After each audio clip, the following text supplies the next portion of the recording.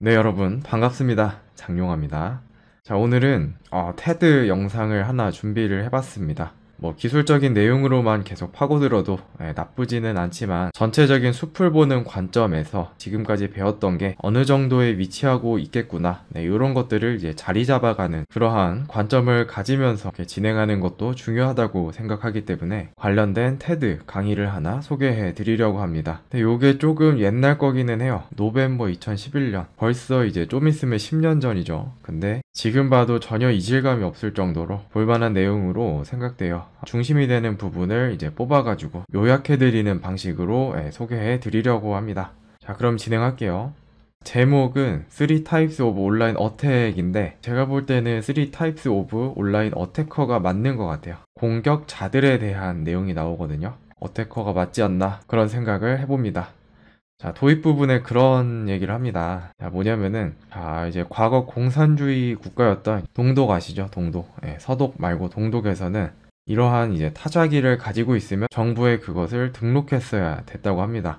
기기를 등록한다는 얘기입니다. 요거는 이제 문서의 출처를 이제 추적 관리하기 위함이었는데, 예를 들어 불업 문서가 발견되면 추적하여 응징하기 위한 그런 목적으로 사용이 됐었습니다. 그런데 이제 요즘에 레이저 프린터, 이런 것들을 구매를 하게 되면 출력물이 있을 거잖아요. 출력물. 요 출력물 한 켠에 사용자와 기계를 식별을 할 수 있는 미세한 노란 점들이 이렇게 함께 인쇄가 된다고 합니다. 사용자 식별을 하기 위함인데, 약간 이런 선상에서 보면은 별로 어감이 안 좋죠. 그러면서 세 가지 유형의 공격자들이 어떤 기술을 이용해서 특정한 선을 넘고 있지는 않은가, 그러한 경각심을 함께 주고 있습니다. 그 중에 첫 번째 유형은 이제 범죄자예요. 일반적인 범죄자. 이들의 동기는 이제 금전적 이득을 취하기 위함이고요. 대부분은 웬만하면 잡히긴 하는데, 그 와중에 안 잡히고 많은 돈을 쓸어 담은 사람도 있다라고 하면서 사진이랑 같이 보여주는데 느낌 오시죠?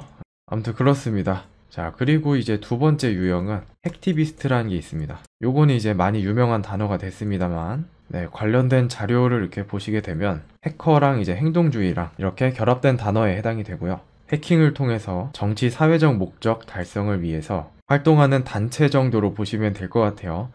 그러한 사람들을 이제 핵티비스트다라고 합니다. 불법이라는 점에서 범죄자와 크게 다를 바는 없지만, 그런데 한 가지 다른 점이라고 한다면은 이제 금전적 목적이 아니라는 점이 되겠습니다. 시위라든지 말씀드렸다시피 의견 표현, 정치, 사회적 목적을 위해서 활동하는 것이 특징이고요.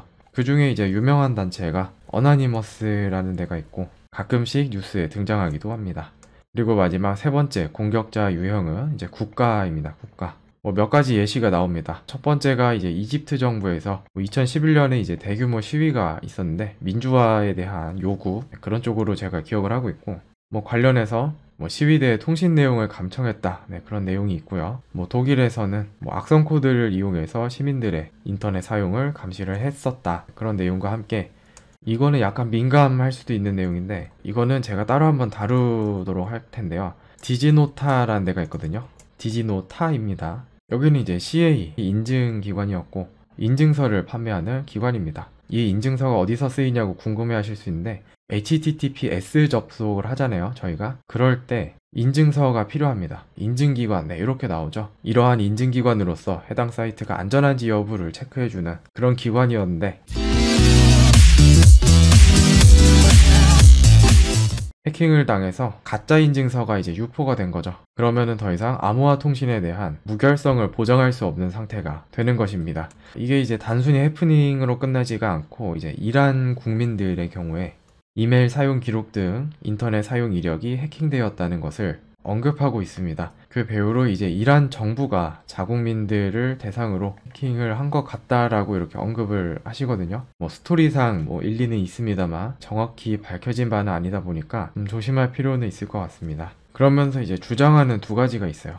사생활, 영어로는 프라이버시, 한글로는 개인 정보 보호가 해당이 되는데, 요거에 대해서는 이제 암묵적 권리다. 두 번째가 사생활은 논쟁의 대상이 될 수 없습니다. 네, 이렇게 두 가지를 주장을 하시거든요. 일반적인 이제 구도에서는 보안과 그리고 프라이버시, 네, 어떤 게 더 무게를 실어줘야 되냐, 이러한 구도로 몰아가는 그런 경향이 있는데, 그게 아니라 사생활이 더 상위에 있는 가치이기 때문에 이런 구도로 보면 안 되고, 기본적인 사생활이 보장이 된 다음에 그 이후에 보안을 논해야 된다라고 주장을 합니다.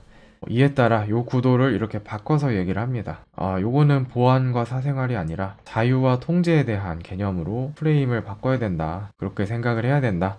왜냐면은 지금의 정부는 믿을 수 있다고 하더라도 50년 뒤의 정부까지도 신뢰할 수 있을지는 미지수이기 때문이다. 그렇게 하면서 마치는데, 보안이라는 것이 기술만 가지고서는 모든 걸 다 해결할 수 없는 그런 차원이 있다 보니까 한 번쯤은 생각해 볼 문제인 것 같습니다. 관련하여 여러분들께서도 한번 고민해 보시기를 바라면서 이번 영상은 여기서 마치겠습니다.